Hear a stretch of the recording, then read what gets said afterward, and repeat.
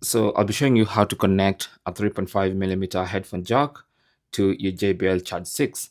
Now, you've actually might have heard that you can connect a cable to your Charge 6 for lossless audio. So let's say you have one of those 3.5mm headphone jack cables on either side, and you've connected one end to a source of audio, and you need the other end into your speaker. You can use an adapter like this one. Okay, so this is a 3.5mm headphone jack to Type C.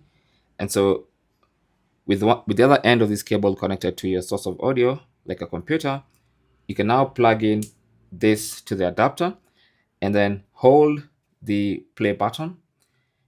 And while you're holding the play button, you connect the other end with the Type C connector into the speaker.